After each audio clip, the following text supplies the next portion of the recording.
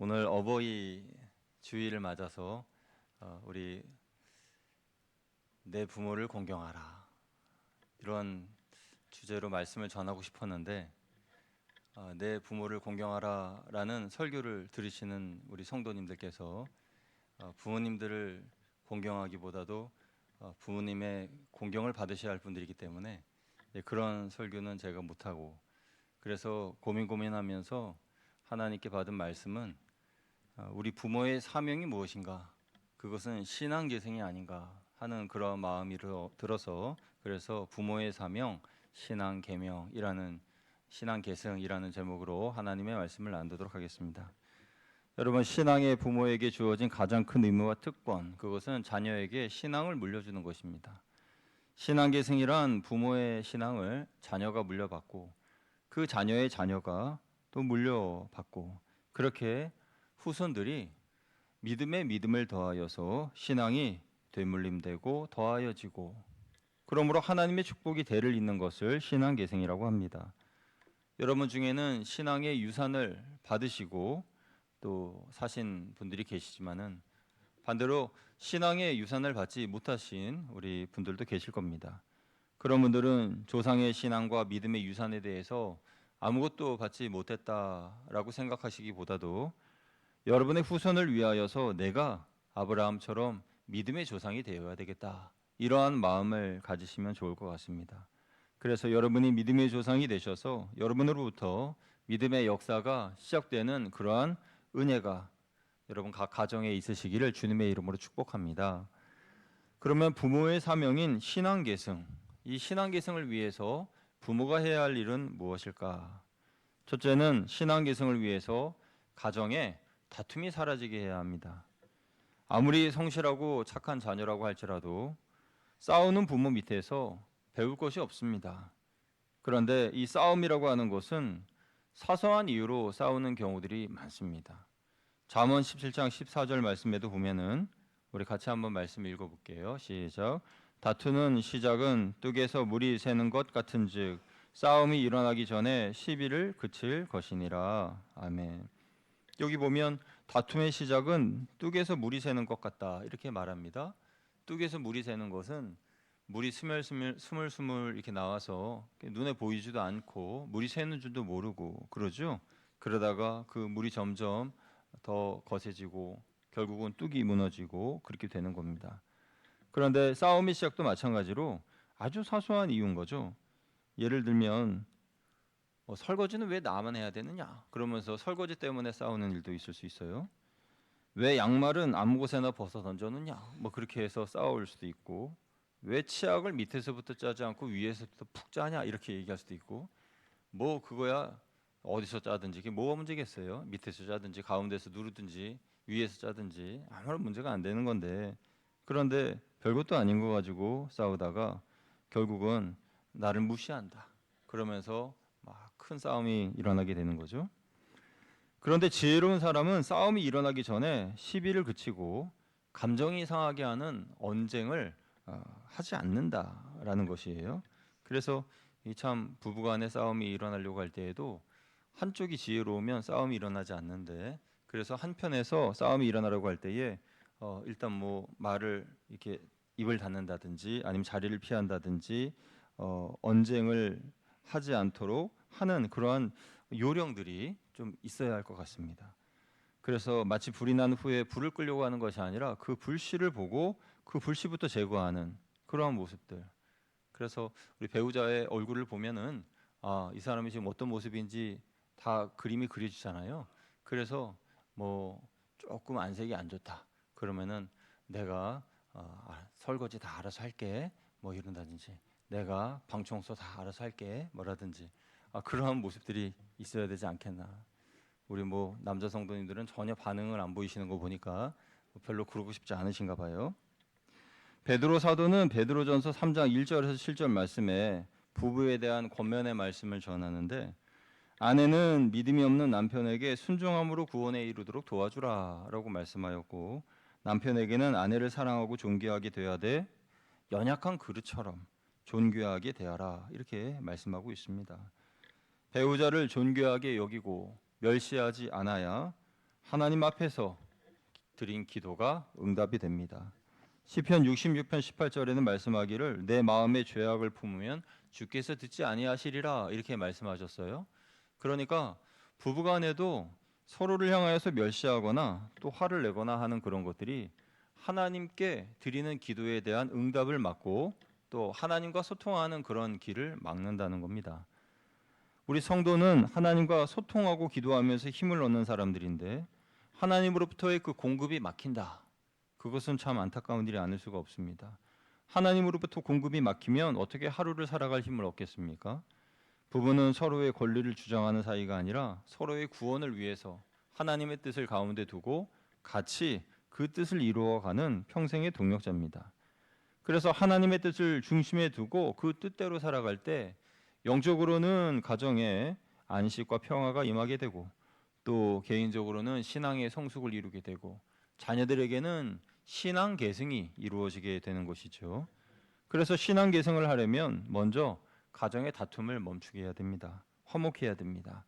첫마디의 말로 자녀들을 훈계하며 믿음대로 살아라라고 말하는 것보다 부부가 먼저 사랑하고 또 서로를 위하면서 믿음으로 사는 모습을 보일 때 저절로 신앙 계승은 이루어진다라는 것이죠.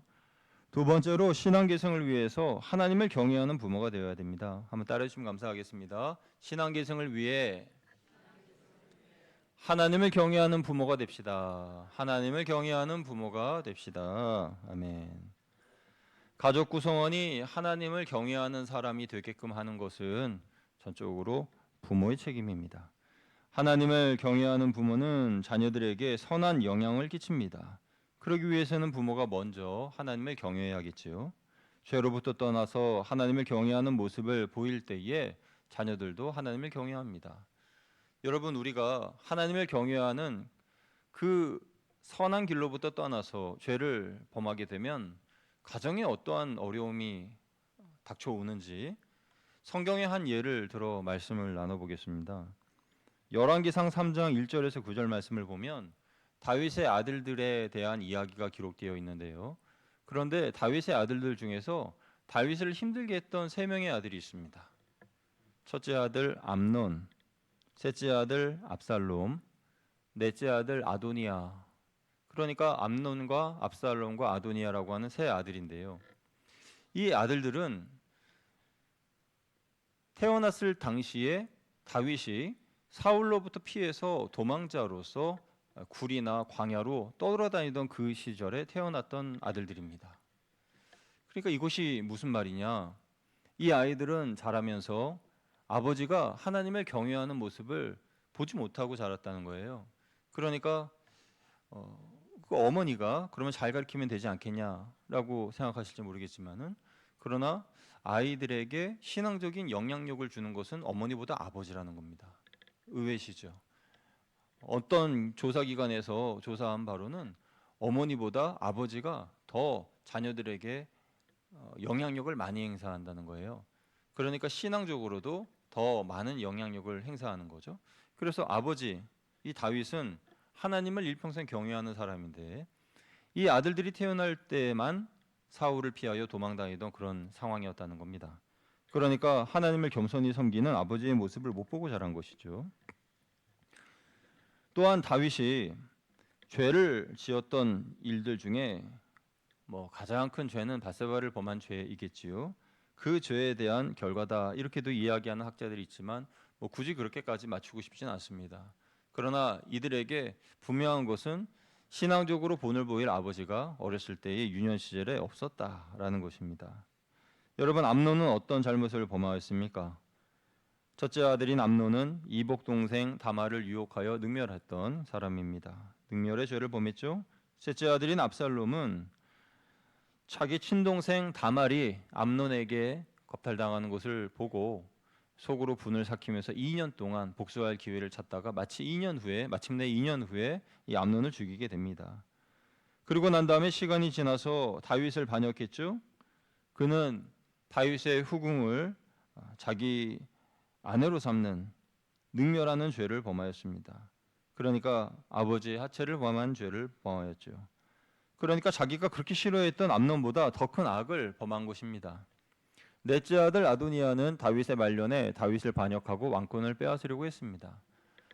그러니까 이들은 하나같이 아버지 다윗을 괴롭혔던 아들들인데 그들의 공통점은 같은 시기에 태어나 아버지의 신앙을 보지 못하고 자랐다는 것입니다. 그래서 하나님을 경외하는 법을 배우지 못한 이들이 나중에 커서 다윗에게 커다란 상처와 아픔을 준 것이죠.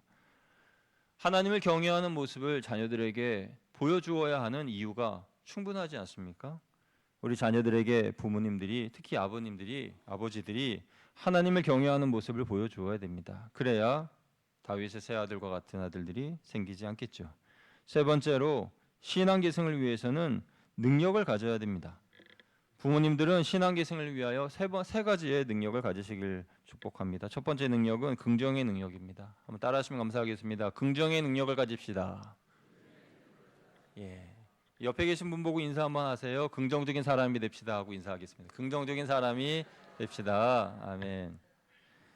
여러분, 우리 부모들은 긍정적인 사람이 되어야 됩니다. 긍정적인 사람이 되어야 돼요. 부모님들 중에서는 어릴 때의 상처를 아직도 치유받지 못한 상태에서 살아가시는 분들이 많이 있습니다. 그래서 오전에 어떤 성도님에 대한 예화를 들었잖아요. 그 성도님이 하나님에 대하여서 무서워한다는 거죠. 그런데 그 무서워하는 이유는 아버지로부터 받았던 그 두려움, 공포, 그것 때문에 하나님을 사랑의 하나님이라기보다 두려움의 하나님으로 받아들이게 된 겁니다. 그런 상처가 어른이 되어서도 해결되지 않은 채 부모가 되는 분들이 많이 있습니다. 그러면 과거의 안 좋은 기억이 떠오르거나 또는 그때의 일이 생각나면 나도 모르게 내 아버지가 했던 것처럼 똑같이 내 자녀에게 행동을 하는 거죠. 그러면 그 나쁜 그런 잘못된 것들이 답습되고 반복되고 또 그 마음이 처리가 되지 않으면 이후에 그 자녀도 똑같이 되지 않겠습니까?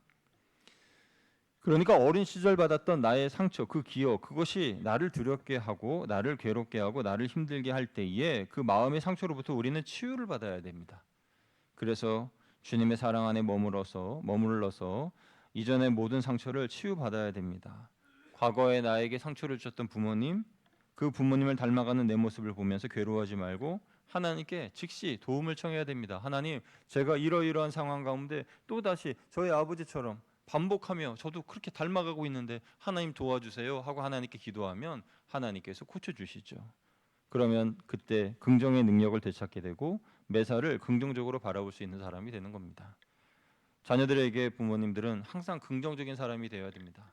시험을 망치거나 또 사업을 실패하거나 그래서 낙담하고 좌절하고 있을 때 거봐 임마 내가 너 그럴 줄 알았어 그렇게 이야기하는 게 아니라 괜찮아 너 잘 될 거야 하나님이 너 지켜주셔 엄마 아빠 너 기도하고 있잖아 그러면서 항상 긍정적으로 해주셔야지 그렇지 않고 비난하거나 내가 너 그럴 줄 알았다 그렇게 얘기하시면은 그러면 안 되는 거예요. 두 번째 능력은 영적인 능력입니다. 부모는 하나님께 자녀 양육에 대한 위임장을 받은 사람들입니다. 여러분의 자녀는 나의 자녀이기 전에 먼저 하나님의 자녀입니다. 그래서 부모는 하나님의 대리자로서 자녀를 양육합니다. 그래서 하나님께 영적인 능력을 달라고 기도할 수 있습니다. 왜냐하면 하나님께서 우리에게 잠시 맡아서 너가 나의 위임을 받아 돌보아라 라고 하셨기 때문에 그 자녀는 하나님의 자녀니까 필요한 것이 있으면 하나님께 구하면 주셔요. 내가 영적인 능력이 부족하면 영적인 능력을 달라 하시고 그 자녀를 키울 때에 물질적인 그런 필요가 생길 때에 하나님께 구하면 하나님께서 주십니다. 왜냐하면 하나님의 자녀니까요. 하나님의 자녀를 키울 때 물질이 필요한데 그래서 걱정하고 있을 때 하나님께 구하면 하나님께서 주실 수밖에 없습니다. 하나님의 자녀이기 때문에 그런 것입니다. 그래서 위임받은 부모는 자녀를 위해 안수할 자격이 있습니다. 우리 목사님들이 보통 성도님들 안수하며 기도하잖아요. 그런데 부모도 자녀들을 위하여서 안수할 자격이 있어요. 그래서 잠자리에 들기 전에 특히 어린 자녀를 두신 부모님들은 그 자녀들의 머리에 손을 얹고 기도해 주어야 됩니다. 이 자녀들이 조금만 크면은 아유 뭔 기도해요 또는 나 학원에서 늦게 와요 그러면서 기도 같은 거 안 받으려고 하죠. 그런데 어렸을 때 부모의 정말 품 안에 있을 때 그때 기도해 주셔야 돼요. 잠자기 전에 머리에 손 얹고 질병을 물리치고 또 귀신을 물리치고 예수님의 이름으로 그 아이에게 사랑을 불어 넣어 주시는 겁니다. 그러면은 그 자녀가 곁길로 새지 않습니다. 기도로 하루를 마치게 하시고 기도로 잠들게 하시는 거죠. 그러면 영적으로 올바로 기도할 능력, 그것이 우리 부모님들에게 주어지게 됩니다. 세 번째 능력은 사랑의 능력입니다. 부모가 자녀를 사랑하는 것이 뭐 당연한 마음이지만은 그러나 실상은 자녀를 사랑하지 못하는 그런 부모님들도 많습니다. 이유와 여럿이겠지만은 상황이 힘들고 어려워지면 사랑하는 마음보다 피곤한 마음이 더 많이 듭니다. 제가 얼마 전에 어떤 권사님 말씀 들어보니까 어버이날이었잖아요. 그래서 어버이날에 우리 친척들, 가족들 다 이렇게 집에 오는데 뭐 큰 집, 작은 집 다 와가지고 그 집에 가서 막 이렇게 있는데 애들도 뭐 먹여야 되잖아요. 그리고 또 애들이 쿵쾅쿵쾅 막 뛰어다니고 막 그러지 않습니까? 그러니까 딱 올 때는 너무 좋아가지고 첫날에는요. 너무 좋아서 와 이제 우리 집이 진짜 사람 사는 집 같다. 너무너무 좋다 그러시다가 그날 저녁쯤 되니까 아 우리 집 너무 피곤하다. 우리 애들 좀 빨리 갔으면 좋겠다. 이런 마음이 드시더라는 거예요. 그래서 다음 날 자고 그 이제 다음 날 좀 가나 싶었더니 아유 엄마 다음 날 하루 만에 가면 그게 아니지 그건 아니지 그러면서 하루 더 있고 그 다음 날 또 가나 싶었더니 아이 우리 또 하루 더 시간 더 냈어 그러면 하루 더 있고 예, 그러니까 그 권사님 마음이 야 참 이제 가라고 얘기도 못 하겠고 있으라고 얘기도 못 하겠고 알아서 가줬으면 좋겠는데 그런 마음이 들더라는 거예요. 뭐 여러분들은 아닌 것처럼 그렇게 쳐다보시는데 그러지 않았습니까? 그러니까 이 사랑하는 마음이라는 것이 너무 좋다, 너무 사랑스럽다 그런 마음이 있다가도 내가 많이 힘들고 막 지치고 그러면은 아유 피곤하다 이제 니네 가라 이런 마음이 드는 거예요. 말썽 피우는 자녀들 사랑스럽고 또 부모 안아주고 또 아이들을 위하여서 헌신하는 것이 부모님이지만은 그러나 그 아이들을 볼 때에 역시 사랑에 고갈된 부모는 한계가 있습니다. 그래서 하나님으로부터 사랑을 공급받아야 됩니다. 사랑의 근원이신 하나님께 사랑을 공급받아야 어떠한 말썽 피우는 자녀도 사랑할 수가 있고 어떠한 자녀들도 다 사랑으로 품어줄 수가 있습니다. 부모는 자녀에 대한 불편한 마음, 시간이 지나면 괜찮아지겠지라고 생각해서는 안 됩니다. 시간이 지날수록 골은 더 깊어지기 때문에 하나님 앞에 기도해야 돼요. 아까 다윗의 세 아들 중에 압살롬 같은 경우에는 압살롬이 암논을 죽이고 또 도망가고 또 왔다가 하는 그런 과정 가운데 이 다윗이 그때 번아웃이 왔는지 모든 것이 하기 싫었던가 봐요. 그래서 압살롬을 만나주지 않았습니다. 한 2, 3년간, 3년간 만나주질 않았어요. 그러니까 이 압살롬이 막 화가 나가지고 밭에 불을 지르기도 하고 말이죠. 그러면서 아버지 다윗의 이 관심을 사기 위하여서 그러는데 도무지 관심을 보이지 않습니다. 왜 그렇죠? 사랑이 그 마음에 소진되어서 그래요. 근데 그때 만약에 다윗이 하나님께 하나님 압살롬을 사랑할 수 있는 마음을 주세요 하고 기도해서 마음의 사랑을 받고 압살롬을 부른 다음에 예 내가 너한테 좀 심했지 내가 너한테 그동안 무관심했던 거 미안하다 내가 그때는 이러이러한 마음 때문에 그랬어 이제 우리 화목하게 지내자 만약에 이랬다면 압살롬이 다윗을 반역하지 않았겠죠. 그리고 다윗의 후궁을 욕보이는 일도 없었겠죠. 그런 일들인 것입니다. 그래서 시간이 지나면 괜찮아지겠지가 아니라 하나님 앞에 지금 당장 사랑할 수 있는 마음을 달라고 기도해야 합니다. 그리고 그 사랑을 받았다면 자녀에게 사랑하는 마음을 행동으로 보여주셔야 됩니다. 신앙계승이라는 것은 거룩한 사명이기 때문에 이 거룩한 사명을 우리 스스로의 힘으로는 할 수 없습니다. 하나님께로부터 힘을 공급받아야 돼요. 그래서 그 힘을 받아서 감당을 해야 한다라는 것입니다. 부모가 신앙이 좋다고 자녀도 신앙이 좋은 법은 없습니다. 부모가 자녀에게 신앙을 물려주는 것은 쉬운 일이 아닙니다. 자녀들은 부모의 신앙을 보고 자라기 때문에 부모의 신앙과 생활이 하나가 될 때 그때 신앙계승이 이루어지는 겁니다. 참 어렵죠? 우리가 소위 신앙생활 잘하세요, 신앙생활 잘하도록 인도해 주세요 하고 하나님께 기도하는데요. 이 신앙생활이라는 게 뭡니까? 신앙생활이라는 것을 우리는 교회 안에서의 생활 또는 신앙 그것만으로 생각하는데 사실 신앙과 생활은 분리된 것입니다. 신앙 따로 생활 따로. 그런데 사실 이건 또 하나예요. 그러니까 신앙적인 면과 생활적인 면이 하나님 보시기에 합격점에 들어야 됩니다. 그래서 이 신앙과 생활이 하나가 된 모습을 자녀들이 보아야 신앙 계승이 이루어지는 거예요. 그러니까 예를 들어 볼까요? 자녀가 뭐 어느 좋은 대학에 입학했습니다. 그러면 그 자녀가 입학한 것에 대해서 얘는요 날 닮아서 머리가 이렇게 똑똑해요. 그렇게 이야기하는 부모, 또 하나님께서 우리에게 지혜를 주셔서 이렇게 좋은 곳으로 가게 되었네요. 참 감사합니다. 이렇게 이야기하는 부모 어떨까요? 자녀가 볼 때에 하나님 때문에 내가 대학에 들어갔구나 이렇게 생각하는 게 맞는 것 아니겠습니까? 어려운 시험을 이겨내고 문제를 해결했을 때에 다 내가 잘나서 그렇지요 라고 이야기하는 부모, 또 하나님이 도와주셔서 피할 수 있었어요. 하나님 감사합니다 하고 하나님께 감사를 돌리는 부모. 자녀들이 볼 때에 앞선 부모가 하나님을 믿는 믿음의 부모로 보입니까? 아닙니까? 뒤에 후자의 부모가 하나님을 믿는 믿음의 부모로 보이지 않겠습니까? 그러니까 우리가 나도 모르게 툭 튀어나오는 말 한마디 한마디를 자녀들 앞에서 온전히 잘 해야 바른 신앙 계승이 이루어지는 겁니다. 우리는 무엇보다도 하나님께 감사하는 생활을 자녀들에게 보여주어야 됩니다. 그리고 받은 은혜와 축복을 당연한 것으로 여기지 않고 작은 것부터 감사하며 살아가는 그러한 삶을 살 때 그때 진정한 신앙 계승이 이루어진다는 것입니다. 신앙 계승은 부모들이 신앙 생활을 적극적으로 하고 또 책임감 있게 감당할 때 가능해집니다. 자녀들이 부모의 삶을 보면서 우리 어머니가 우리 아버지가 교회에서 무엇을 하시는가, 또 신앙적으로 어떤 일을 하고 계시는가, 어떤 기도를 하고 계시는가 그걸 전혀 모른다고 한다면 신앙 계승이 이루어질 수가 없습니다. 아버지는 교회에서 어떠한 일을 봉사하시고 또 하나님을 위해서 이러이러한 일을 헌신하시고 우리 어머니는 어떤 일을 하고 계시고 어떻게 헌신하고 계시고, 그런데 집에 오셔서도 교회에서만 찬양하는 것이 아니라 집에서도 늘 찬양하시고 교회에서 기도만 하는 것이 아니라 집에서도 늘 기도하시고 그런 모습을 보아야겠죠. 그런 모습을 본 자녀들이 신앙을 계승받고 세상에 선한 영향을 끼치며 살아가는 사람들이 된다라는 것입니다. 여러분 오늘 시편 128편 말씀이 여러분 가정에 축복의 말씀으로 임하게 되기를 주님의 이름으로 축원드립니다.